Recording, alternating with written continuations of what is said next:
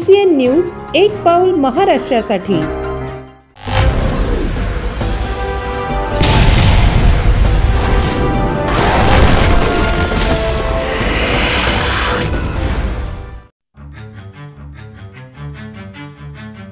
आमदार श्वेता महाले यांनी बंजारा वस्तीवर साजरा केला शिमगोत्सव।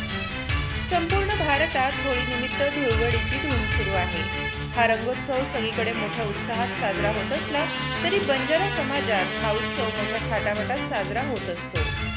चिखली विधानसभा मतदारसंघातील बंजारा बहुल असलेल्या हरणी आणि करवंड या गावात जाऊन आमदार श्वेता महाले यांनी बंजारा समाजातील महिलांसोबत शिमगा साजरा केला।